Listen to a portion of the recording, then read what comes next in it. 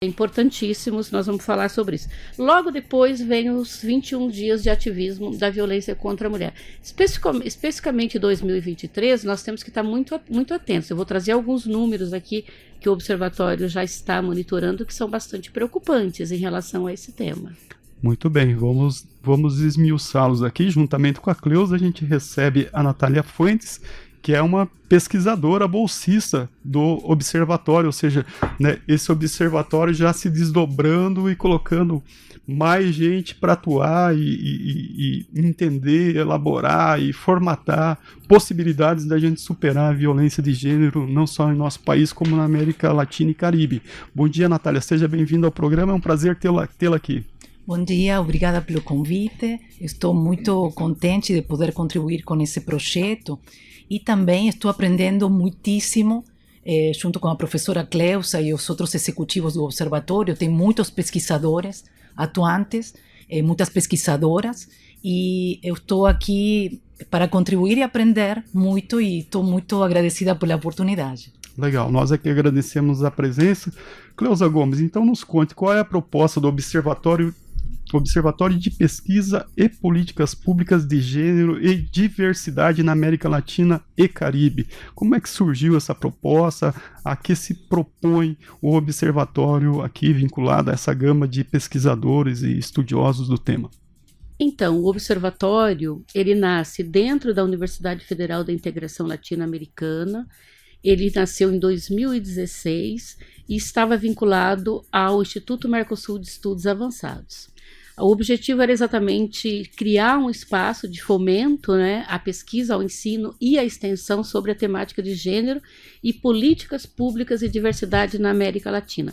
Qual que era o propósito? Reunir pesquisadores, reunir grupos temáticos, reunir trabalho de instituições, entidades e órgãos da sociedade civil para pensar saídas, principalmente saídas de políticas públicas voltadas à temática de gênero, com o objetivo de fomentar o debate para a questão da valorização da equidade de gênero, raça, classe, sexo, e também, ao mesmo tempo, pensar em viabilização de políticas públicas voltadas para a diversidade na América Latina.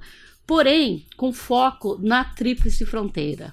Por isso, ele é o Observatório da América Latina, mas nós partimos sempre do nosso in loco. O que é o nosso in loco? É a nossa fronteira. Cidade Leste, Porto Iguaçu e Foz do Iguaçu. Num primeiro momento. Claro que depois a gente pode estender para todas as fronteiras a mais da região. Então esse é o objetivo. Ele nasce também, principalmente, aí acho que vai de encontro a essa proposta dos 21 dias de ativismo, que é o quê?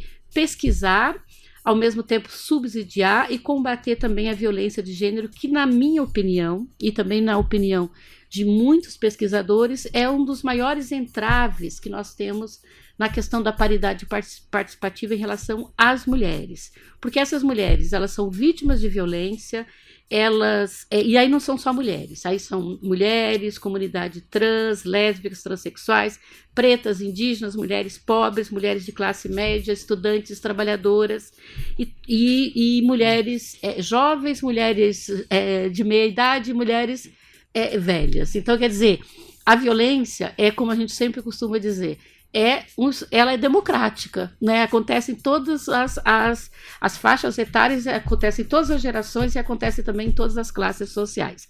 Então é necessário que nós possamos trazer essa discussão para a gente pensar num espaço de equidade de gênero sem violência. Você falou que o observatório tem um olhar aí muito atento à região trinacional. A gente sempre fala que a fronteira, ela tem suas particularidades, né, em tudo, falar da saúde, da educação, da cultura. Nesse caso, em termos de violência de gênero, a fronteira tem particularidades, Cleusa? Tem muitas particularidades. A sua pergunta é muito bem-vinda. Primeiro porque a fronteira ele é um espaço de interculturalidade. O que é espaço de interculturalidade? Ele é um espaço que transita, esse é o melhor termo, né? Ele transita todas as culturas. Então, ele traz uma positividade com a questão da interculturalidade, porque você tem então todas as culturas, mas ele traz os entraves disso, né? Porque traz todas as diferenças, elas vêm à tona. Mas também nós estamos na maior fronteira do país, então nós temos questões aí muito vinculadas ao tráfico e a questão, inclusive, do tráfico de drogas, mas também do tráfico de pessoas, tá? Então isso joga a nós, uma universidade que tem essa vocação internacionalista, de pensar exatamente esse espaço, esse território, porque realmente é um espaço vital de responsabilidade social e que nós temos que olhar para ele envolvendo principalmente todos os atores e as atoras, né, como eu costumo dizer. Tanto externo quanto interno, sempre ligado, obviamente, à questão que nos pertence. Qual é a questão que nos pertence? Pensar como esse espaço tem, digamos assim, um território bastante fértil para nós pensarmos uma pesquisa que seja extremamente inovadora no Brasil, tá? Que é pensar a fronteira, pensar uma pesquisa de fronteira, que não é fácil. Ela é difícil e nós vamos falar sobre isso. Nesse cabedal não sei se posso chamar assim, de problemas que acompanham essa nosso trânsito, nosso fluxo aqui na fronteira, da parte dos pesquisadores, há preocupação, por exemplo, com o trabalho precário de meninas paraguaias que trabalham em casas de família, a exploração sexual infanto-juvenil. A gente tem visto aí a Polícia Federal fazendo apreensões, não só aqui, fazendo operações não só aqui, né, nessa nossa rota mais próxima da fronteira, mas também em cidades vizinhas, cidades pequenas. Isso chama a atenção de vocês? Vocês têm dados que norteiam um pouco essa visão, Cleusa?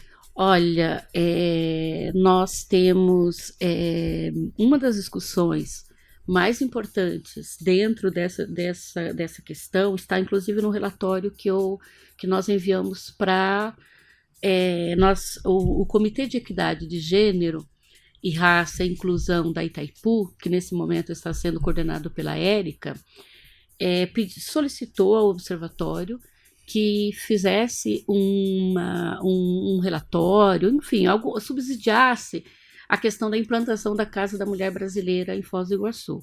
Então nós fizemos esse relatório e mostramos e entregamos para que ele pudesse subsidiar. Então nesse relatório, e que está disponível, e que nós passamos para várias entidades e tal, e está disponível também inclusive no site do observatório. E nós constatamos que uma dos grandes entraves de Foz do Iguaçu é exatamente nós pensarmos em números e dados sobre a questão das adolescentes e crianças que estão em Foz do Iguaçu, que estão em situação de vulnerabilidade da tríplice fronteira. Isso nos diz o seguinte, que nós temos aqui nessa região alguns casos muito complicados, muito perigosos também, e também de tráfico, né, de tráfico de pessoas, mas que tem a ver muito com a questão do assédio, começa pelo assédio, passa também pela exploração sexual. Porém, nós ainda estamos começando essa pesquisa, então a gente vai falar um pouco sobre isso, né, veio a pandemia, vou falar um pouco para você também dos limites, mas está sim no nosso raio de discussão. E eu quero só te dizer o seguinte, só para você ter ideia, né? Apesar da gente ter sistemas internacionais, nós termos mecanismos de proteção aos direitos humanos das crianças e dos adolescentes e a proteção integral em Foz do Iguaçu, mas se a gente estender isso para a região fronteiriça, nós vamos expor os principais problemas e ao mesmo tempo também as limitações das ordens nacional e internacional. Por quê? Porque as normas de proteção à criança elas são diferentes na região de fronteira, porque nós trabalhamos com jurisdições diferentes. São níveis diferentes. São níveis diferentes. E aí depois nós vamos ver também com a questão de violência. Esse é um tema, por exemplo, que o observatório vai apontar para as políticas públicas. Ontem eu estive conversando com a vereadora Yasmin e eu disse exatamente isso para ela. Essa pesquisa ela vai apontar depois entraves que nós vamos ter que resolver. E quando a gente quer, a gente resolve. Você faz acordos internacionais, né? Você parte de um dado de pesquisa, mostra essa pesquisa exatamente como você está trazendo e depois diz assim, ó, nós temos que fazer acordos internacionais, porque os acordos internacionais servem exatamente para coibir essas situações que acontecem. Mas aí você tem que ter uma pesquisa mostrando isso e depois implementar nas políticas públicas. Primeiro passo é entender e dimensionar o problema, né? O problema, exatamente. Ô, Cleusa, a gente tem os números aí que já nos preocupam bastante. Foz do Iguaçu, o ano ainda não terminou e já temos o dobro de feminicídios do ano passado, né? Isso que ano passado já foi alto comparado aos anos anteriores, que ficava em 1 ou 2 casos. 1 ou 2. Né? Hoje a gente tem 6 e mais 6 tentativas de feminicídio neste ano de 2023. Até outubro. Não terminou o ano. Aí temos aí todos os casos de violência doméstica e familiar. A gente tem, né, esse trabalho que a Patrulha Maria da Penha faz para monitorar todas as medidas de proteção à mulher aqui em Foz do Iguaçu, que passam de 1.000. Eu te pergunto, isso é só para a gente entrar no assunto, que dados, você diz que também tem dados maiores aí, o que você nos apresenta de dados, de números? Olha, eu te agradeço muito a pergunta e também ao mesmo tempo de localizar isso no micro, porque é do micro que a gente olha para o macro, né? Uma cidade como Foz do Iguaçu, que vem, eu estou acompanhando isso, eu estou monitorando isso, tá? Eu e todas as pesquisadoras, falo eu enquanto coordenadora. Representante tá? Mas há desse muita time, gente, né, envolvida nesse time, tá? Inclusive nós temos pesquisadoras da Universidade Federal do Rio de Janeiro, professoras titulares, que é a professora Ludmila e a professora Patrícia, e a gente tem feito um trabalho em conjunto. Então, assim, você pensa em loco, né? Uma cidade como Foz do Iguaçu, né? Quantos mil habitantes tem Foz do Iguaçu hoje? Mais de 285 mil, né? No último censo aí que está se mostrando. Tanto que a gente vai estar no segundo turno, né? Então, você tem 2019, né? 2020, 2021, 3 e 2023, 6. Grande parte dessas mulheres não tinham procurado não tinham feito medidas protetivas e nem tinham feito boletim de ocorrência. Então tem algo aí que nós tem uma lacuna. Tem uma lacuna, tem como é que a gente fala, uma luz que está se acendendo que nós temos que olhar. Então nós temos que ir para o farol, tá? Então veja, só para eu te trazer alguns números assim bem rapidinhos, tá? Panorama geral. 1 em cada 3 mulheres e meninas de 15 anos na América Latina já sofreram violência física. 1 em cada 4 mulheres e meninas já sofreram violência física por parte de um parceiro. 1 em cada 8 mulheres e meninas com 15 anos ou mais já sofreram violência sexual por parte de um não parceiro, tá? Em 2021, 18 países, certo? E territórios da América Latina que compartilharam as estatísticas, 11 apresentaram uma taxa igual ou superior a uma vítima de feminicídio por 100 mil mulheres, tá?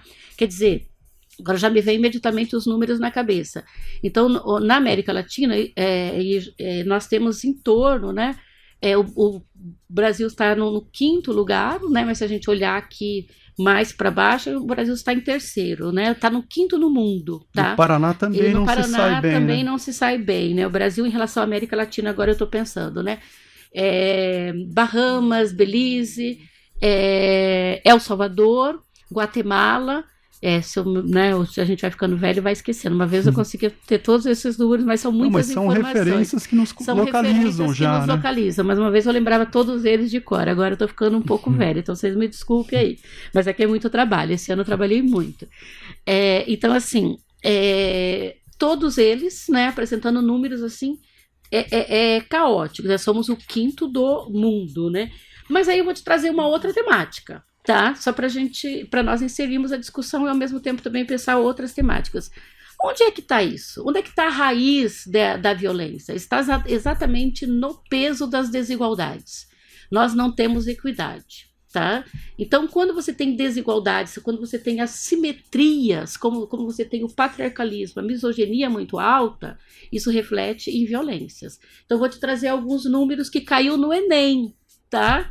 Foi tema do último Enem, que era a invisibilidade do trabalho de cuidado das mulheres. Que, aliás, eu fiquei imaginando um jovem de 18 anos falando sobre esse tema. Porque não é só dizer que a gente tem que valorizar a mulher, nós temos que dizer que o trabalho de cuidados que são feitos pelas mulheres, quem deveria estar fazendo é o Estado. tá? Então, uma discussão maior. Então, vamos lá, né? O valor monetário global do trabalho de cuidado não remunerado prestado por mulheres a partir da faixa etária de 15 anos em diante é de 10,8 trilhões por ano, 3 vezes mais do que estimado por todo o setor de tecnologia do mundo.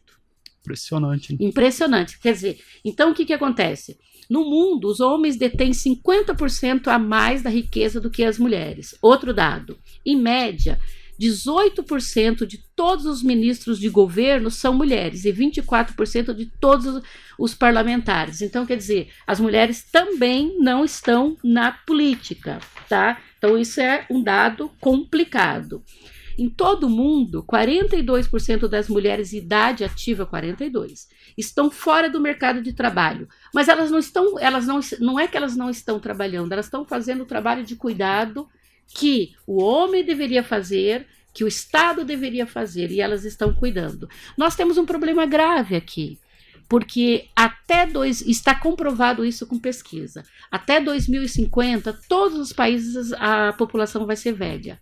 E aí nós vamos ter mais uma sobrecarga de trabalho para as mulheres, porque são as mulheres que cuidam dos velhos. Então nós temos que urgentemente pensar sobre essas questões, tá? Até 2025, 2,4 milhões de pessoas no mundo poderão viver sem água suficiente por causa das mudanças climáticas. Entramos em outro tema.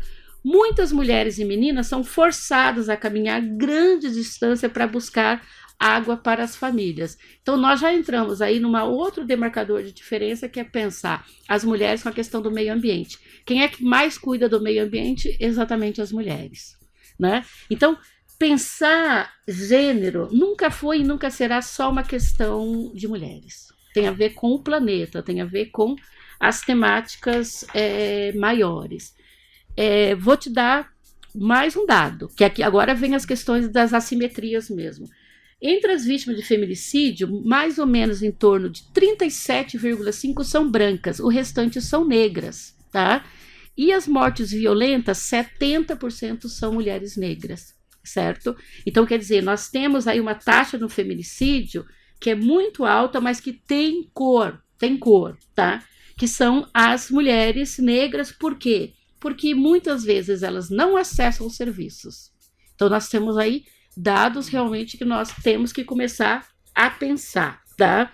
O nosso racismo estrutural incide também nessa temática. Incide também nessa temática. E aí nós temos também as mulheres pobres, né? Que aí a gente precisa...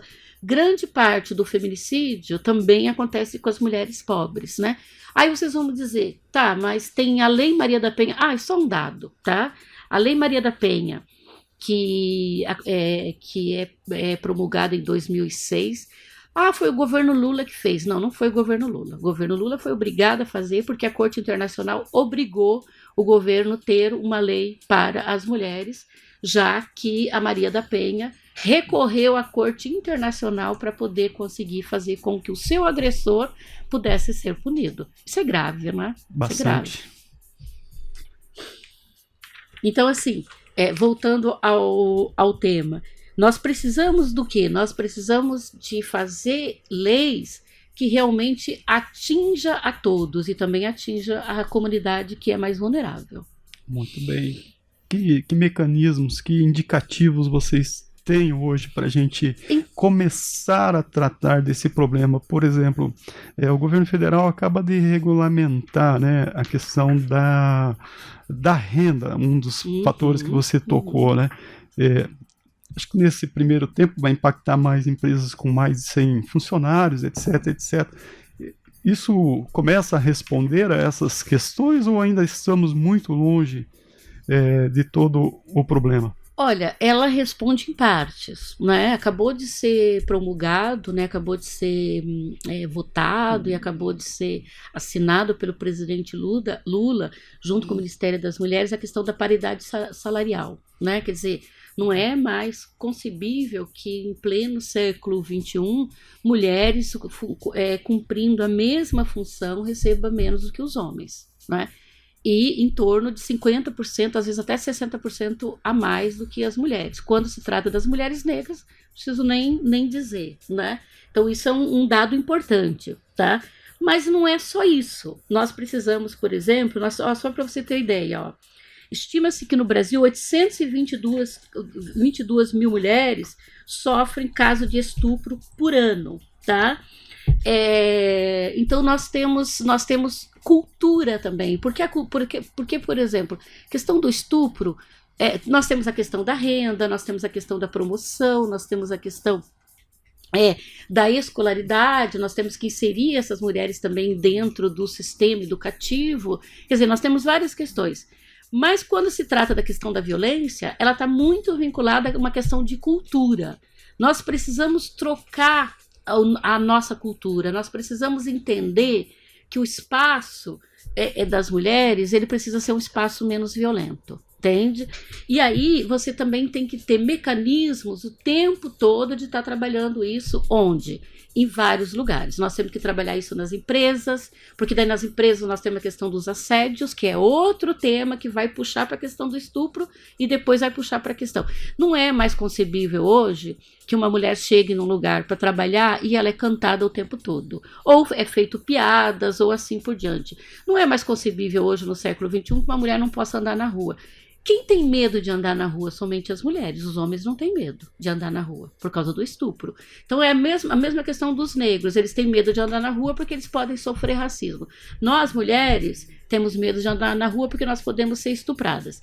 Então nós temos que trabalhar uma cultura inovadora. O doutor Ariel, que é um amigo, eu costumo dizer que o doutor Ariel é um amigo. Desde que eu cheguei em Foz do Iguaçu, nós temos feito trincheira juntos. Eu gosto muito, além de achar ele um profissional de altíssimo competente, que é o nosso juiz, né, do juizado da violência contra a mulher e a família de Foz do Iguaçu, todas as vezes que eu estou com ele, ele diz o seguinte: o único caminho para nós acabarmos com a violência contra a mulher é pela educação, porque nós precisamos criar sujeitos mais, digamos assim, em paz. Nós precisamos, mas nós também temos que trabalhar as masculinidades, porque o peso do machismo também é muito alto para os homens. Então, assim, a mudança, ela precisa ser total. Então, por exemplo, nós temos que ter programas dentro do governo que permita que as escolas trabalhem essas temáticas, mas não é naquela vertente que os partidos estavam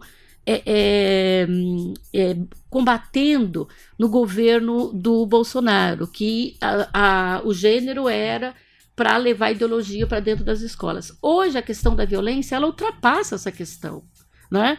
Essas mulheres que sofrem violência, elas têm um peso muito alto para a sociedade, porque elas são retiradas do seu seio familiar, elas vão muitas vezes para casa-abrigo, as suas crianças sofrem uma fratura nesse processo, então elas vão ter problemas também de aprendizagem, e isso vai, digamos assim, se estender para todo o contexto da comunidade social. Então nós temos que pensar que isso não é um problema só voltado à questão de gênero, é um problema também de toda a sociedade. Isso tem a ver, inclusive, com a questão dos direitos humanos. E a sociedade vai pagar muito mais alto por isso. Inclusive, também, a questão do sistema de saúde, porque mulheres violentadas, obviamente, arcam com o sistema de saúde. Agora, enquanto isso existir, nós vamos ter que estar tendo o tempo todo medidas preventivas para isso. O 21 dias de ativismo é exatamente para conscientizar a comunidade, conscientizar as pessoas. Eu estou aqui falando, inclusive, e já aproveitando que hoje tem uma Blitz às 18 horas, que é a Blitz. A Patrulha Maria da Penha com a Iraci, nós vamos na avenida, né?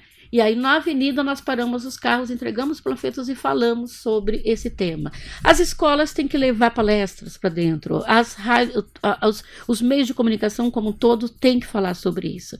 No caso de Foz do Iguaçu, nós realmente estamos pasmos, porque são meninas muito jovens, né? Uma de 22, 23, 24 anos. Das né? 3 vítimas de feminicídio, das 6, 3 não tinham 30 anos. E não tinha 30 anos. Nenhuma das 6 tinha alcançado 50 anos. 50 seja, anos, pessoas né? jovens, né? Quer dizer, foi ceifado a vida dessas mulheres quando elas tinham muitos sonhos.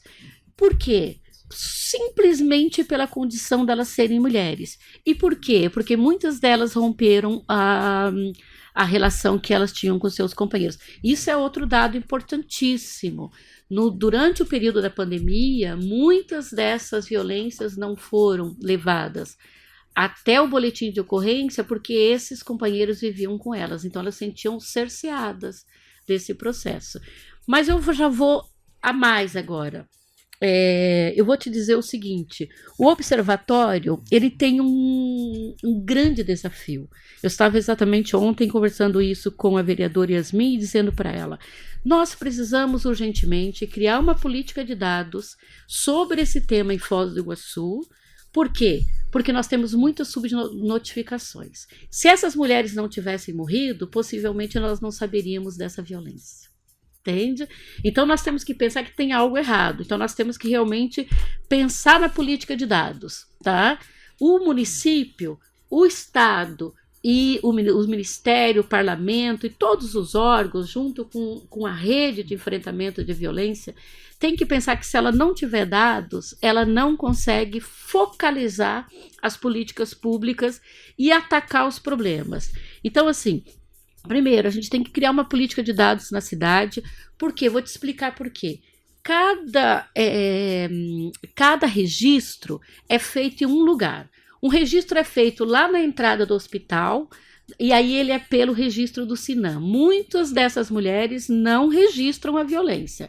Depois nós temos na Polícia Civil, muitas dessas mulheres também acabam não fazendo. E quando fazem também, essas notificações não são. Então nós temos aí uma questão para pensar, tá? Ou porque a polícia não tem informação para isso, ou porque muitas vezes também não entendem o que é uma denúncia dessa. Às vezes se cria tanta barreira que elas acabam indo embora e não fazendo. Isso para nós que trabalhamos com política de dados é extremamente uma barreira, tá? Segundo, elas vão então para o CRAM, tá? Ali já é, digamos assim, quando ela chegou no CRAM, nós já perdemos ali grande parte desses registros se eles não foram feitos. Então só chega no CRAM, no Centro de Referência de Atendimento à Mulher de Violência, quando realmente ela já sofreu mesmo a violência, né? E depois dali vai para a medida protetiva, que, como diz o doutor Ariel, tá? Como diz o doutor Ariel, já é o ápice, né? Então nós temos que ver quais são os problemas, mas nós temos que ter dados. Então, nós temos dados em cada lugar. As nossas pesquisadoras têm muitos problemas com isso, porque nós temos que mandar uma para um lugar, para outra, para outra, para outra, e elas têm a barreira. Eu não tenho barreira porque todo mundo conhece e sabe que o meu trabalho é muito sério. Para você pesquisar, você tem que ter trabalho sério, senão as pessoas não te recebem. Mas aí acaba virando uma questão pessoal, e não pode ser uma questão pessoal, uma questão política acadêmica, tá? Então você precisa o quê? Você precisa que o município consiga transversalizar, unificar todos esses dados. Talvez quando tiver a Casa da Mulher Brasileira isso vai ser possível. Tem uma proposta de que o observatório vá para a Casa da Mulher Brasileira para fazer a pesquisa in loco, tá? Então nós temos sofrido muitas dificuldades. Restrições. Então, e aí você fere o quê? Você fere aquilo que é mais importante, que é o acesso à informação, certo? Então, e aí eu vou mais longe ainda. Muitas dessas subnotificações têm a ver com questões culturais. Ou não se fala sobre o assunto, ou não quer se falar, ou não quer também que esses números venham à tona. Mas se esses números não vierem à tona, nós não conseguimos atacar o problema. Entende? Então aqui está uma questão importantíssima do observatório. Só aí já justificaria o observatório. Tá, segunda questão. O que é fazer uma pesquisa sobre dados de violência de gênero numa região de fronteira? Mais um entrave. Por quê? Porque nós temos jurisdições diferenciadas. Então, nós temos o caso, por exemplo, do Paraguai, né? Que eles têm uma lei, tá? Que é interessante, mas eles têm, só para você ter ideia, eles têm uma casa-abrigo para mulheres, que é a chamada Casa Mercedes Sandoval, tá? Eles têm um centro regional das mulheres que está vinculado à questão do Ministério da Mulher, né? Só um dado que eu não falei da fronteira, mas é rapidinho, tá? Que 15 feminicídios de janeiro a julho de 2020 no Paraguai, menos que o Brasil. Tá? Só para você ver, né? Embora as leis deles não sejam exatamente muito forte, mas a questão do feminicídio ainda no Paraguai é menor, tá? E aí, o que acontece? Nós temos o caso dos alunos, né, que estudam no Paraguai fazendo medicina, então eles podem tranquilamente infringir a lei e vir para o Brasil, né? E vice-versa, né? As mulheres que vêm para cá e assim por diante. Então você tem aí algumas, a lei deles é a lei número 1777, tá? Que ela federal.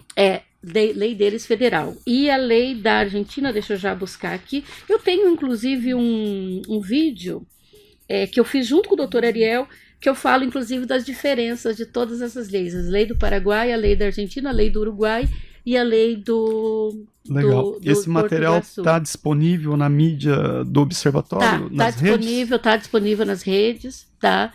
Do Observatório. Só você digitar lá Observatório de Gênero e Diversidade, você já vai lá, já chega no caminho. Coloca site, né? Você coloca site, ele está lá. E também eu passei para grande parte, né, para toda a rede, para o Ministério da Mulher e assim por diante. Mas eu só quero chegar numa questão aqui. Qual é o problema? Então, nós fazer uma pesquisa de fronteira e recolher dados de fronteira digamos assim, seria maravilhoso, mas é difícil. Por quê? Por causa da jurisdição e por causa do acesso à informação também. Argentina e Paraguai, mas mais Argentina, mais difícil ainda. Agora com as eleições nacional aí, né, vai ficar um pouco mais difícil ainda, mas nós somos persistentes. Tem que ir em busca dos dados, né? Tem que ir em busca dos dados. Cleusa, eu vou te pedir licença para incluir aqui a Natália na conversa e aí a gente volta para terminar a nossa entrevista. Certeza. Eu gostaria de ouvi-la. Como é que tem sido essa experiência, Natália, de pesquisadora com um tema tão complexo, com tantas nuances, como a professora Cleusa colocou aqui? Eu estou entrando agora, né? Então a experiência é pouca, mas é fascinante, como vocês perceberam, tudo que a professora nos relatou. E eu entro justamente a contribuir nesse levantamento de dados, né? Que a professora foi bem feliz em explicar todos os entraves que nós podemos encontrar na Tríplice Fronteira. E reforçar o trabalho de todas as pesquisadoras que formaram o observatório, que continuam trabalhando.